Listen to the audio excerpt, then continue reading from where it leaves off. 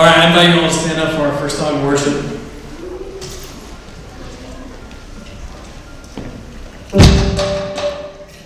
That's the wrong song. Let's try that again.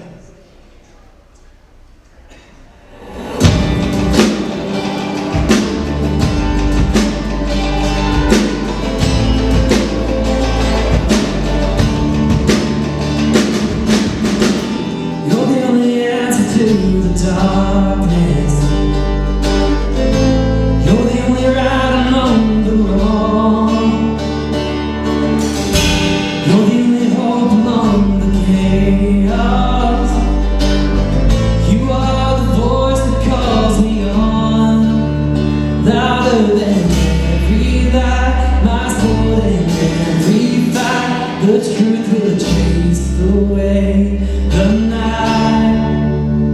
Your name is power over darkness, freedom for the captives, mercy for the broken and the hopeless. Your name is faithful in the battle, glory in the struggle. Mighty will let us down on feathers. Your name is power. Your name is power.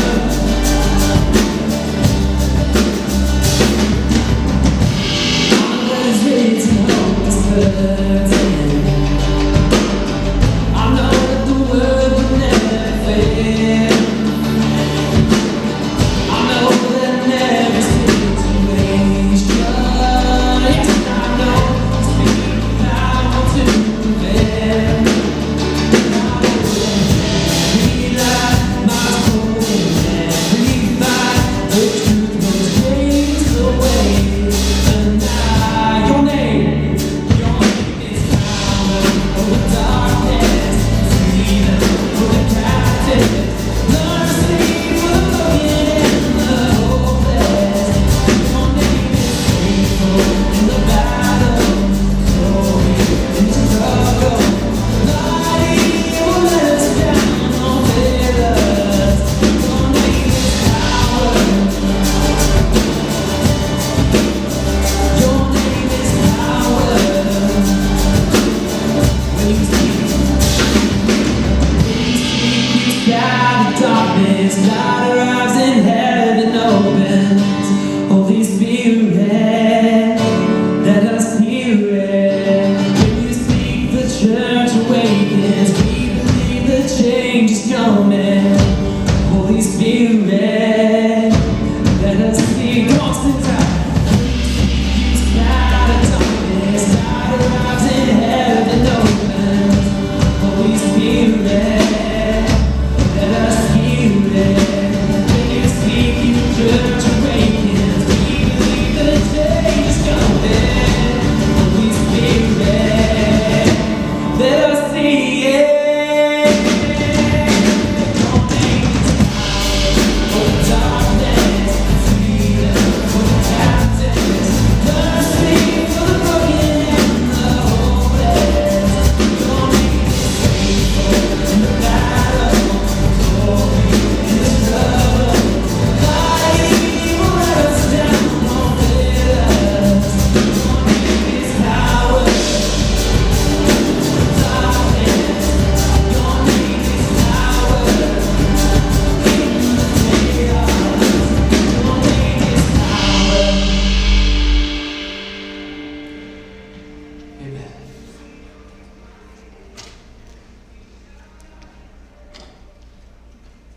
There is a place for you here.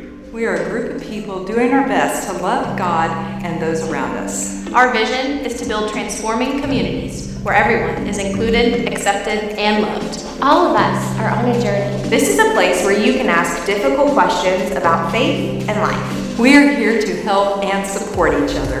Grab a cup of coffee and make yourself at home. If you have any questions, find someone with a green name tag. They'd be happy to help you. Thanks for joining us. No matter who you are or where you're from, we want you to know that you are welcome.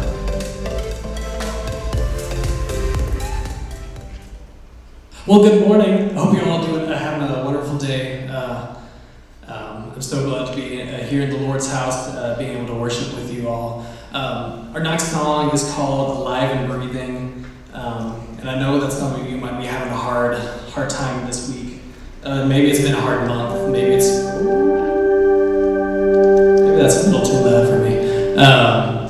Maybe it's been just a hard year. I mean, it's been a hard year for a lot of us, but just remember that you are still alive and breathing, and that God is still good, and that He still does amazing things.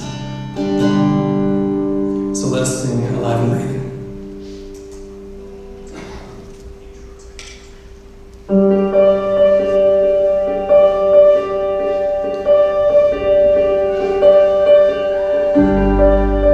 What holds your heart?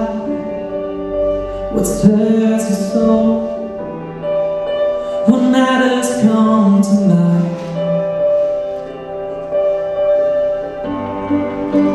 The cares you keep, the thoughts you think, it's not a wasted time. Seeking you to find. Joy still comes in the morning. Hope still walks with the hurting. If you're still alive and breathing, praise the Lord. Don't stop dancing and dreaming. Still good news worth repeating.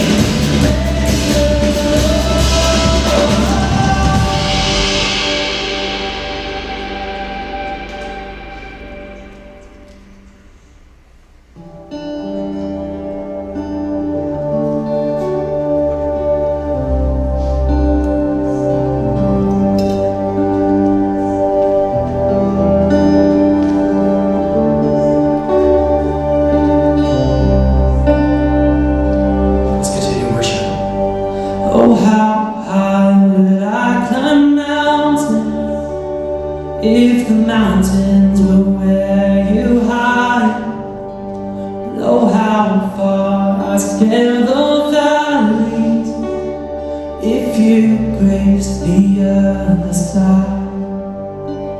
And oh, how long have I chased rivers from lonely seas to where they rise against the rush of grace descending from the source of its supply. 'Cause in the highlands and the heartache, you're neither more less than God. I would search inside them nothing. You're just not that hard to find. So I will praise you on the mountain, and I will praise you in the mountains in my way. 'Cause you're the sun where my feet are. So I will praise you in the valleys of the slave. Though there's God within the shadow, oh, there's faithful in the night leads me astray. So the heaven where my heart is, in the highlands, in the heartache of the slave.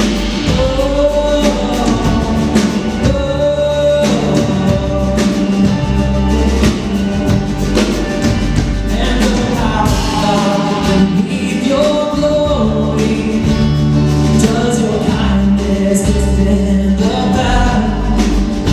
From where your feet rest on the sunrise to where you see the sinners pass. And oh, how fast would you come running if just to shadow me through the night? Take my hand through all my failures and walk me out the other side. For who could dare ascend that mountain, that valley on Calvary? But for the one I call Good Shepherd, who like a lamb was slain for me. So I will praise you on the mountains.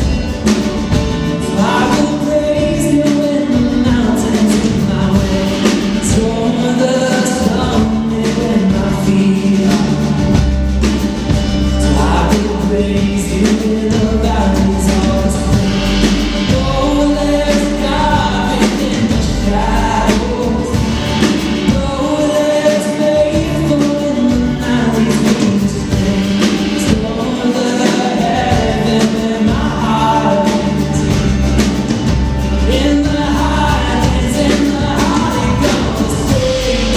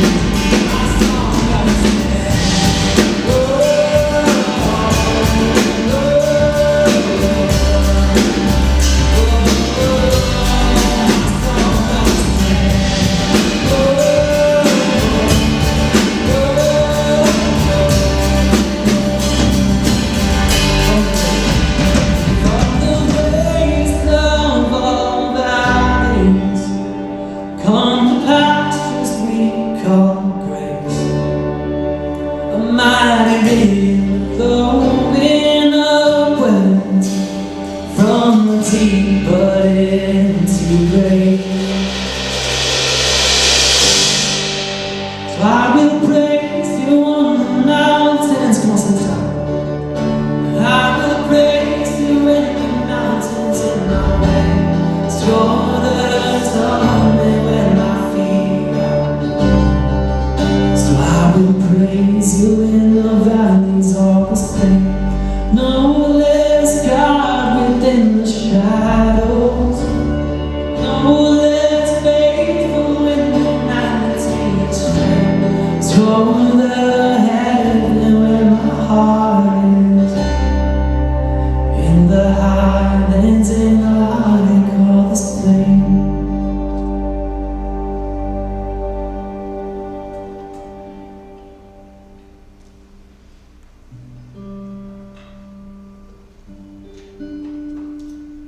I believe shortly we will have a video being played.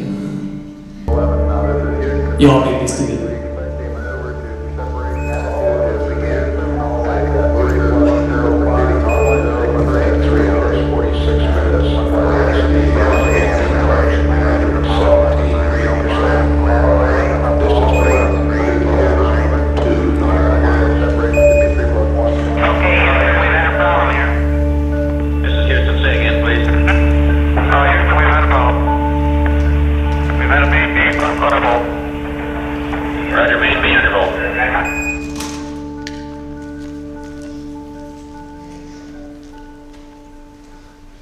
Good morning. I want to thank everybody for being here today, whether you're watching from home or at the office or on a podcast later in the week. Wherever you find yourself listening to these words and these songs today, I just want to thank you for being a part of these conversations and a part of this community. Now, I'm going to make a statement here. Women are inferior to men.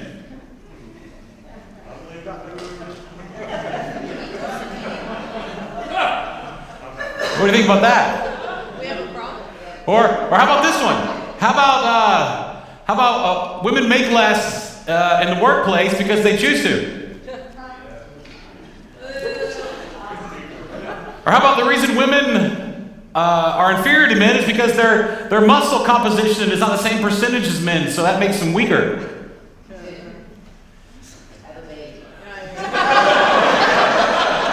For those of you listening at home, somebody said have a baby. Now, these are the words that were spoken to me from my daughter in a conversation that we were having where she was repeating what her and a teacher, a conversation that they had had at school here in the Blue Springs School District. Now, I said that and a lot of you laughed, but how does that make you feel when I say that? Angry? I mean, it should. If it doesn't, then let's go have coffee. Let's talk about that. But I want to talk about anger today. Anger is one of those things that we all experience it. I think a lot of you, including myself, find ourselves angry a lot right now. Just this morning, I participated in a few conversations where there was anger expressed. I mean, I've sat down with a lot of you. When I meet with you, when I talk to you about your families and your marriages and your business relationships, your homes and your communities, there's a lot of people who are angry right now. There's a lot of you that are living in fear. There's a lot of you that are struggling. And so we're in the middle of this sermon series. It's our fourth week on this, and we're talking about our emotions. And I just don't think we can talk about this enough. And we called it Houston, We Have a Problem, because the premise of that line from a movie is that Houston, we have a problem. Something else is happening right now, and we are not in control. How many of you feel like there are times in your life, especially in the last year and a half or so, where your emotions took over your life and it didn't feel like you were in control of your own self? Anybody else feeling that? I find myself getting there many times throughout the week. And we opened this series and we talked about the way in which we center ourselves, the very first place that we start with when we're talking about emotions and our feelings. Because I made the argument that our brain answers to our heart, right? So the way we talk about this is there's science in our brain, and there's logic, and there's heart and spirit and soul. And I believe that the spirit and soul are the ones that actually make the decision. But the way that we get ourselves out of that constant state of fear and anger and anxiety and all these things, the place that we start, and Amy actually led us out with this, it's what? What do we start with when we want to access soul and spirit? Breath. Right? The Hebrew word is ruach. This is actually grounded in our faith. The word ruach means both breath and spirit. And Amy led us through this exercise where we breathed in and we breathed out. We breathed in, we breathe out. And one last time, we breathe in and we breathe out.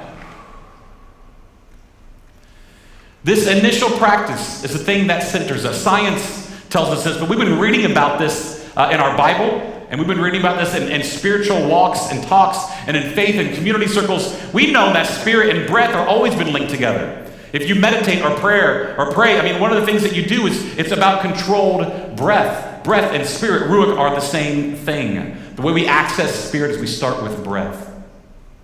The next week we talked about fear and how fear is running rampant. It has always run rampant. It's not nothing new. Coronavirus is not something new with fear. Fear has been rampant in our lives throughout the history of mankind. It just expresses itself and it comes to the surface in different forms. And often we find ourselves fearful of things. Now, last week I talked about envy. And after church, one of you made me sin. You may be envious. For those of you that heard it, envy is the place where we spend our energy, our money, our resources, buying things usually. Usually it's financial, right? Spending time in places, buying things that we feel worthy or just as good as the person next to us. So last week, now somebody can't make you sin. I was joking about that.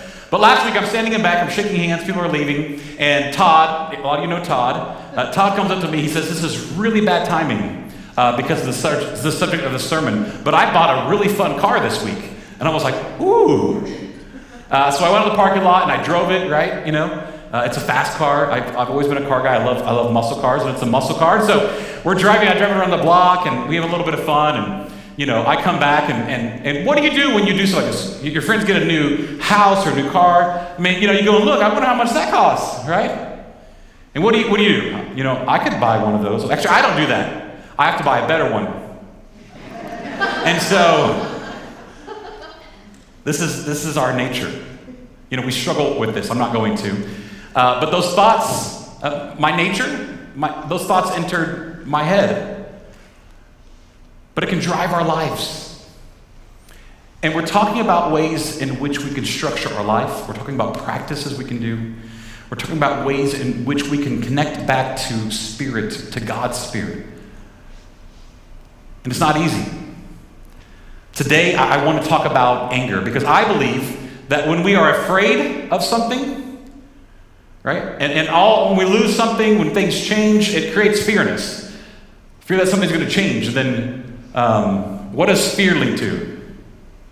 Fear leads to anger. Anger leads to hate. Hate leads to suffering. Yeah. Where's my Star Wars fans? Nobody? Where's Chuck? I know Chuck's here somewhere. Oh, it was him. Okay, he's on the camera.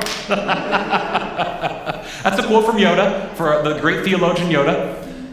But it's true. We struggle with these things, and when we're afraid of things, when we're envious of people, it creates hate and anger in our lives, and then we get mad. Now, is anger a bad thing? Go ahead, this is interactive. Is anger bad? We think of anger as bad. Right? We think that anger, it sounds like a negative emotion, but anger in and of itself actually is not a bad thing. Anger can be the driver that moves us in a direction. Anger isn't there to make us mad. Anger is there as a preservation thing, usually a self-preservation, right? So somebody makes you mad and angry, what do? You usually retaliate, or something happens, something changes in you that you then do something in return of that.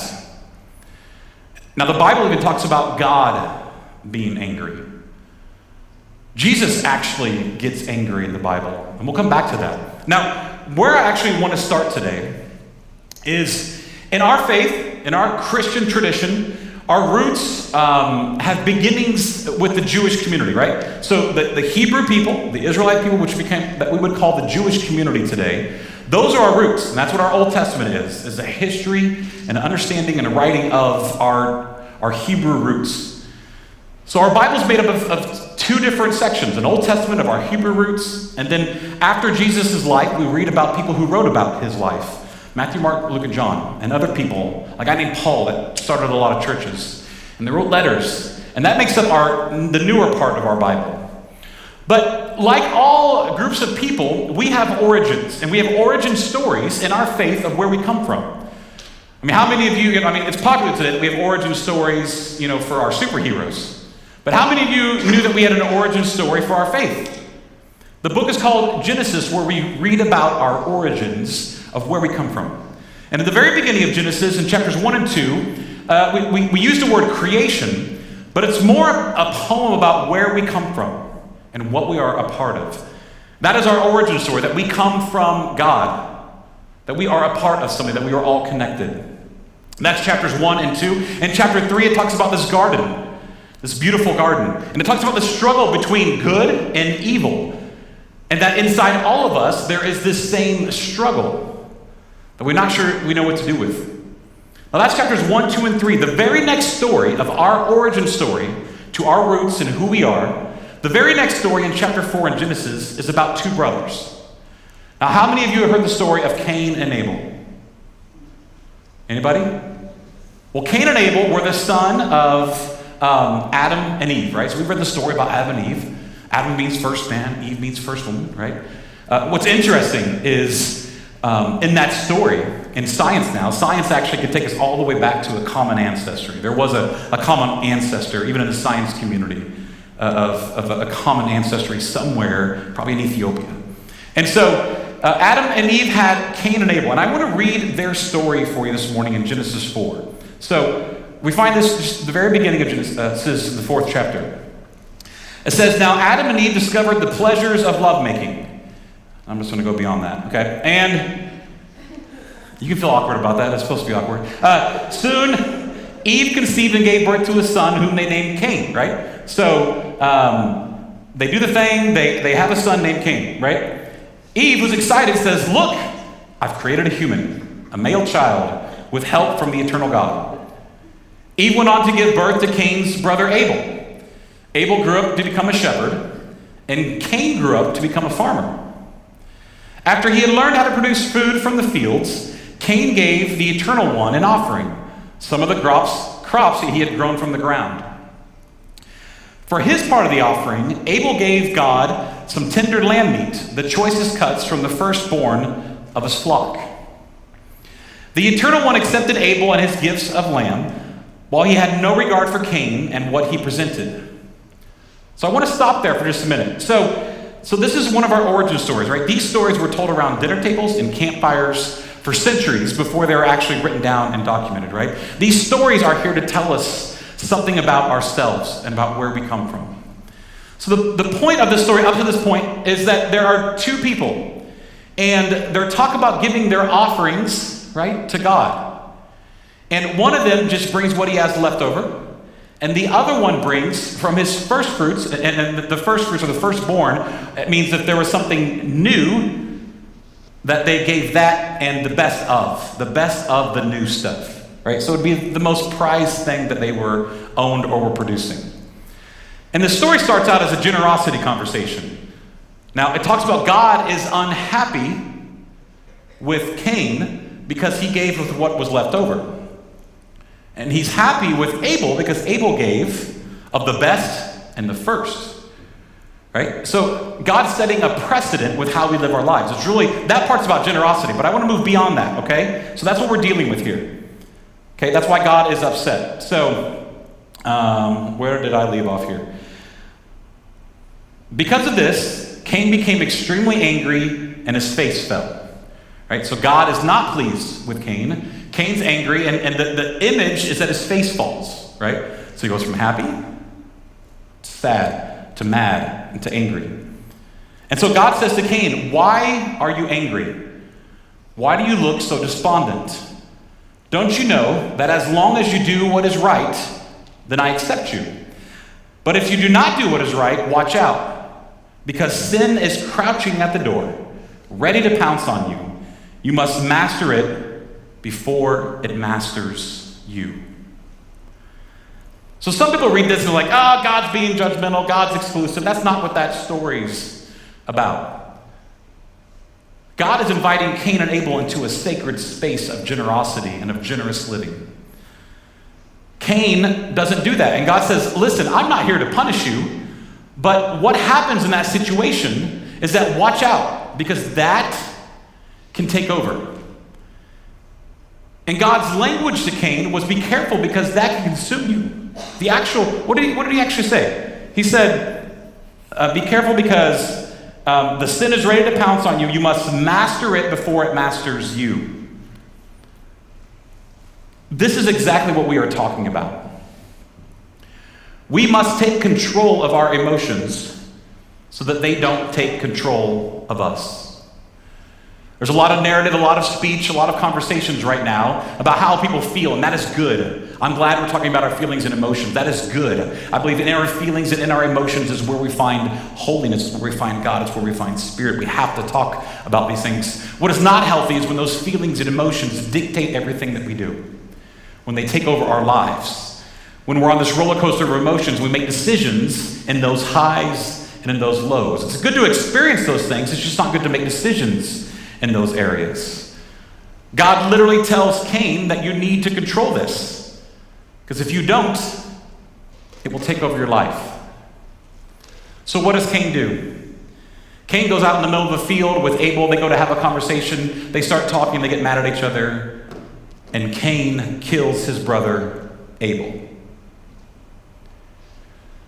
The point of that story is that when we don't listen, when we let our emotions run rampant, that what comes from that is death. That's the point of that story. And Cain has all this anger. He uses anger. Now, when you read that story, it makes like anger is the enemy. It looks like anger, like that is the enemy. That's the thing we have to avoid. And some of you do this. You know, when we get into a heightened emotional state, we talk about this all the time, right? What's the response in a heightened emotional state? Fight, flight, or freeze. I've been very open about this. I'm a fighter, right? When I'm angry, right? I got some Irish blood in me, some Italian blood, like that's why I'm sweating up here like crazy. Like this, like I grew up in a family where we were just loud and we fight. My wife grew up in a different family. That's not how they treated each other. Her response when we first got married was more of a flight. One is not better or worse. They're both the same thing. I'm just trying to paint the picture that when we find ourselves in these heightened emotional states, regardless of how you react to it, we all experience anger. And some of us fight back, and some of us bottle it all up and keep it inside. Regardless of where you are in that spectrum, I want to talk about how do we deal with that anger in a healthy way, because anger can actually be a great driver. It can actually be a good thing in our life. And that leads me to my second scripture today. So if you're following along with me, I'm reading from Ephesians 4. Now, Ephesians was a letter written by this guy named Paul to the people in this town called Ephesus. And they were struggling with their anger. They were struggling, all in the Bible, everywhere. People's emotions get away from them. And it's when we're in those heightened emotional states, the history of who we are, the nature of who we are, is to make bad decisions and to give into the anger, to give into the fear, to give into the anxiety, right? So Paul says this when they're struggling with this. He says, go ahead and be angry. Well, that's interesting.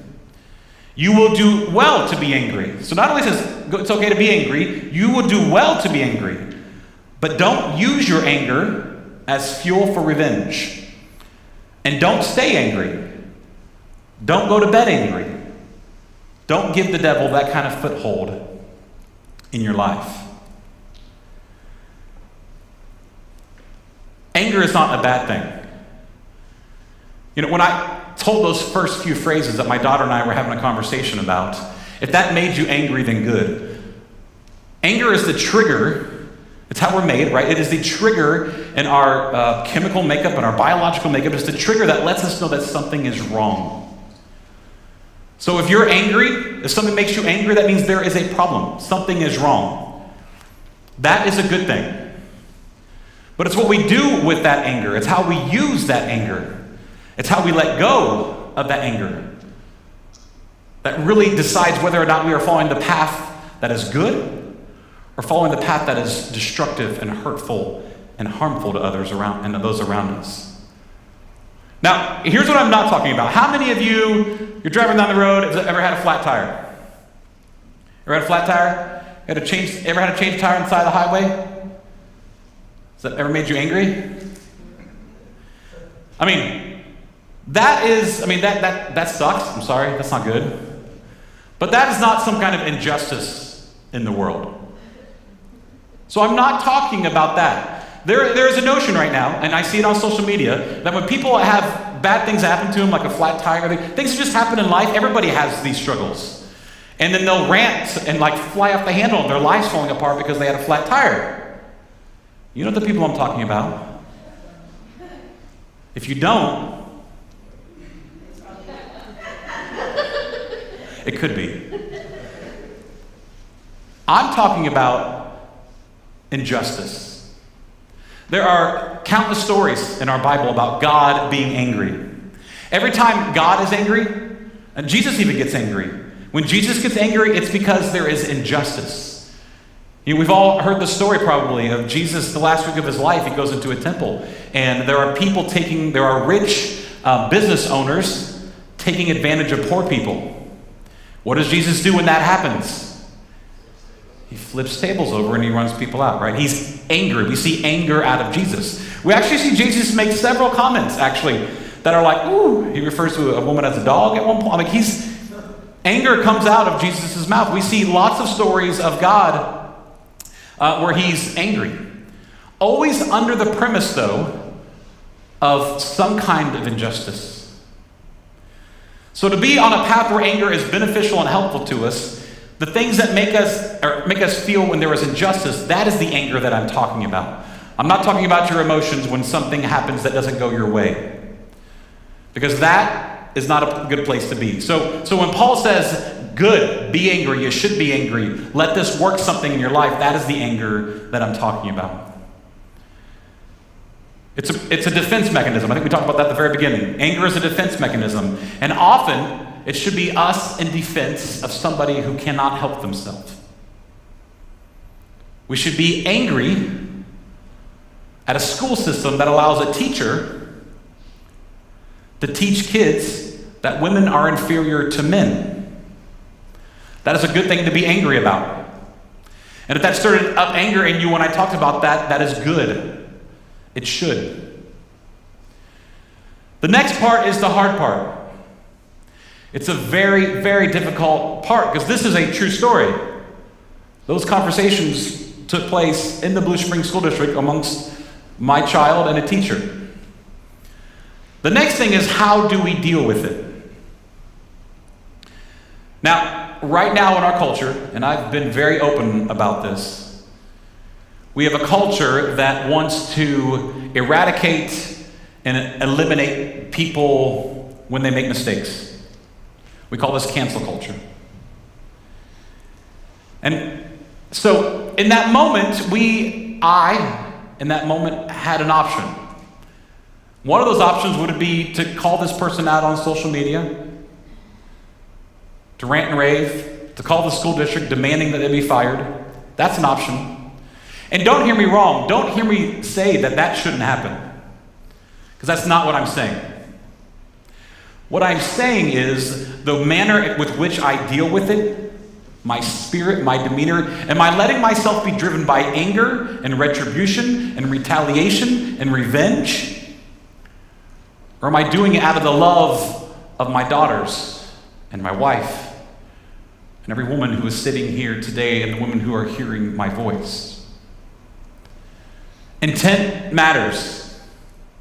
Reasons matter. The way we deal with stuff matters.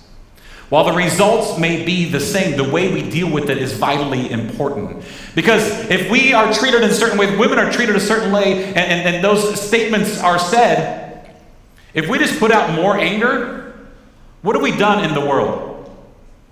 We've taken a situation that has created anger and negativity, and we've just added more anger and negativity to it. Jesus calls us to a different kind of life. So don't hear me wrong. Don't send me emails that says I agree with those statements or I think that's okay. That's not what I'm saying. I'm saying the manner with which we respond to it is vitally important. Jesus asks us to respond to those in love. You see, when we're angry and we're mad and we hate, honestly, most of the time we personify that. And so we aim that hate and that anger at a certain person instead of addressing the systemic issue that needs to be addressed. And then we create enemies, right? And then we think our job is to do what? Destroy our enemies. That is where I think we find ourselves as a culture. I see it everywhere right now. With COVID, vaccinations, masks. A lot of you have strong opinions on both sides of those arguments. I'm not saying that there is a wrong and a right in that. What I'm saying is how we treat each other, because everybody's perception is their reality. Everybody thinks they're right. Otherwise, we wouldn't do the things that we do, right? And we all know who's right, right? Our wives. And so,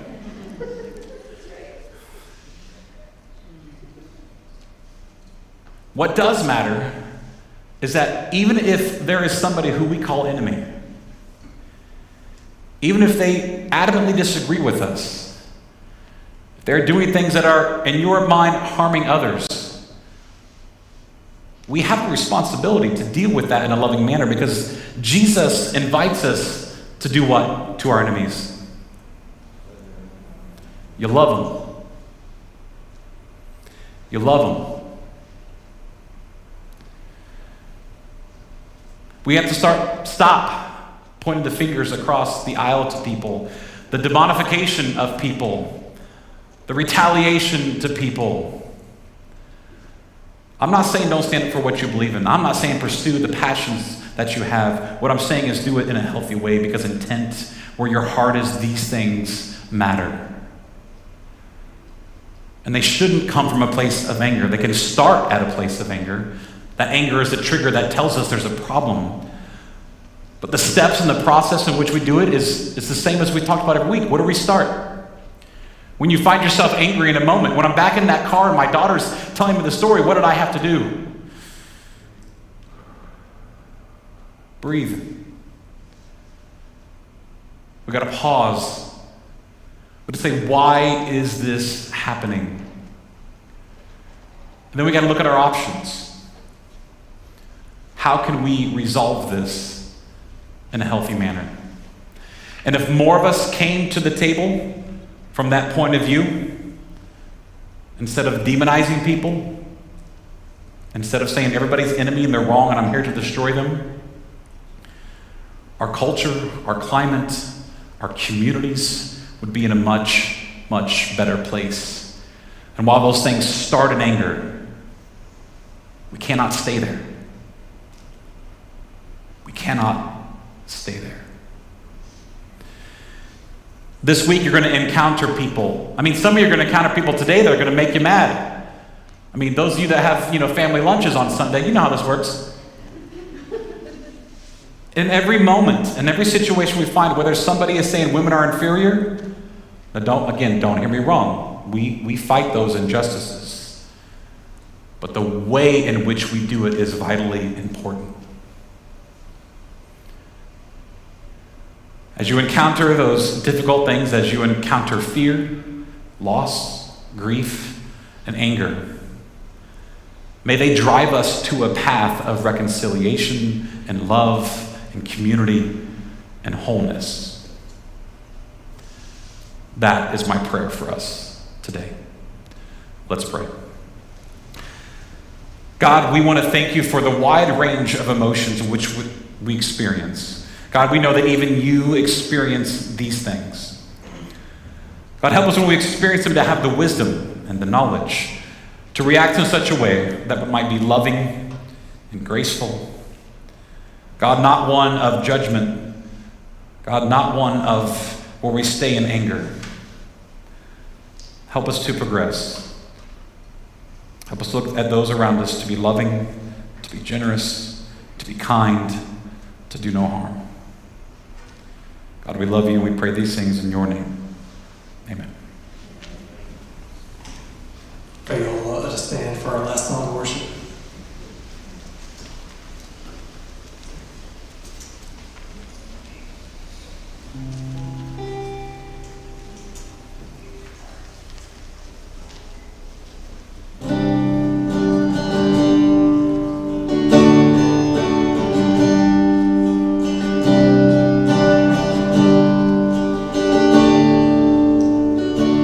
Bless the Lord, oh my soul, oh my soul, worship His holy name.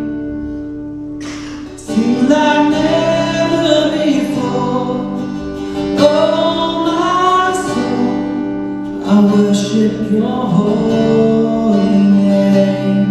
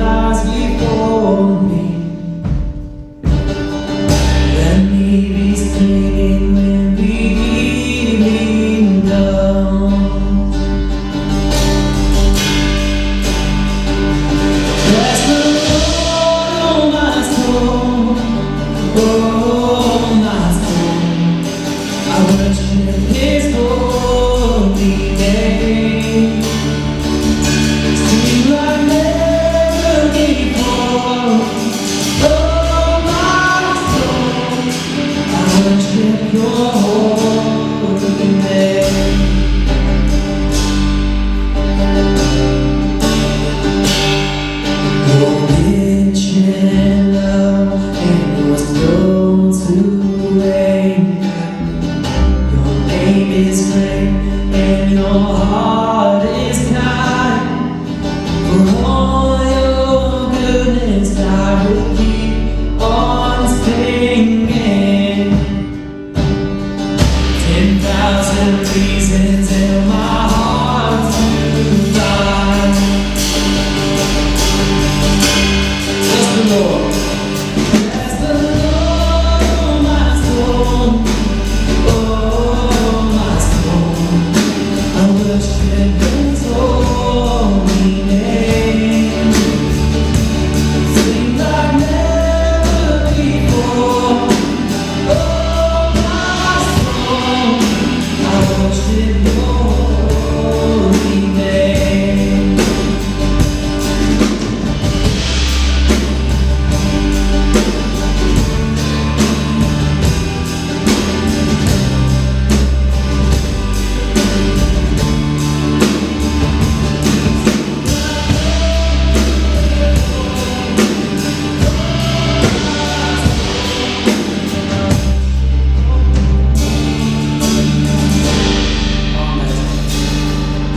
And on that day when my strength is failing, He draws near and my time has come. Still my soul will sing Your praise unending. 10,000 years and then forevermore.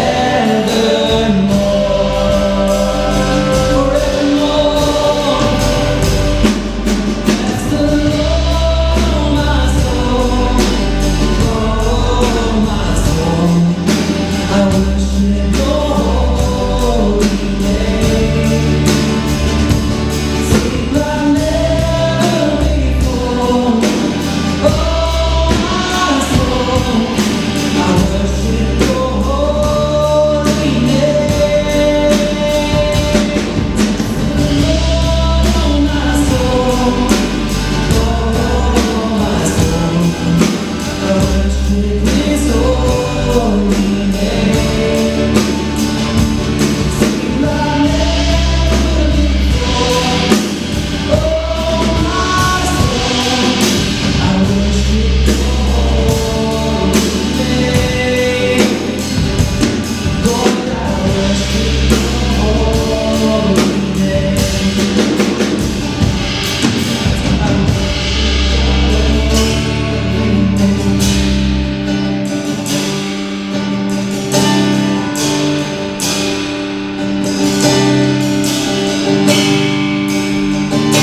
Sing like never.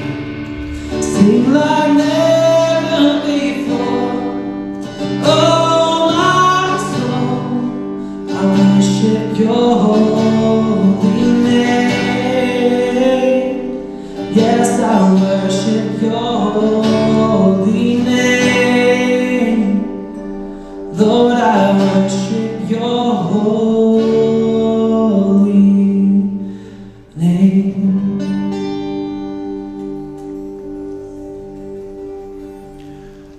May we leave fear in our minds and our hearts. May we leave anger in the place that needs to be. May it change us. May it drive us. But may it not fester. Go in peace. I do want to invite all of you to stay. We are going to be having a backpack packing for those kids in our school district who don't have school supplies. So if you give us just a few minutes, we'll be out in the gathering space packing backpacks for kids in our school district who needs them.